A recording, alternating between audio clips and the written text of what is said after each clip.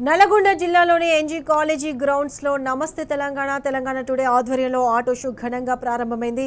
ఈ కార్యక్రమాన్ని మాజీ మంత్రి జగదీష్ రెడ్డి, మాజీ ఎమ్మెల్యే భూపాల్ రెడ్డి ప్రారంభించారు.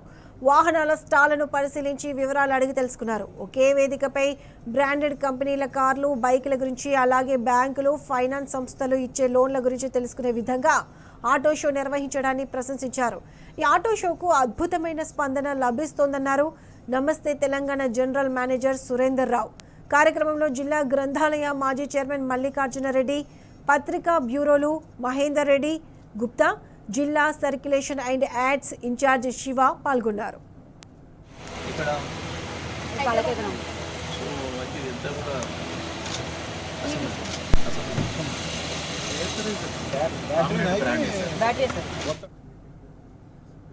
తెలంగాణ నెంబర్ 1 అయింది. జిఎస్డిపిలో తెలంగాణ అందరికంటే ముందుకు వచ్చింది. విద్యుత్ వినియోగంలో తెలంగాణ నెంబర్ 1 అయింది. పాల ఉత్పత్తిలో, మాంసం ఉత్పత్తిలో, చేపల ఉత్పత్తిలో కూడా, వ్యవసాయ ఉత్పత్తితో పాటు వాటిలో కూడా నెంబర్ 1 అయింది. ఇవన్నీ కారణాలు ఇవాళ వీటన్నిటి వల్లనే కొనుగోలు శక్తి పెరిగింది. కాబట్టి మరి ఇటువంటి సందర్భంలో ఆ కొనుగోలుదారులకి ఒక మంచి వసతి ఏర్పాటు చేయాలని చెప్పి నమస్తే తెలంగాణ టుడే యజమాని మీద నిర్ణయం తీసుకొని మంచి కార్యక్రమం తెలంగాణ టుడే ఉమ్మడి జిల్లా వ్యాప్తంగా అన్ని రాష్ట్రంలోని అన్ని జిల్లాల్లో ఈ విధమైన ఆటో షోని నిర్వహించడం జరుగుతుంది.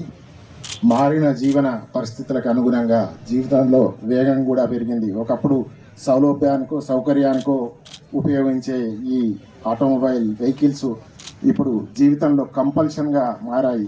అలాగే తెలంగాణ రాష్ట్రం సిద్ధించాక త్వరితగతిన అభివృద్ధి ఫలాలు జిల్లా స్థాయికి, మండల స్థాయికి, గ్రామ స్థాయికి చేరడంతో ప్రజల యొక్క కొనుగోలు శక్తి కూడా పెరిగింది.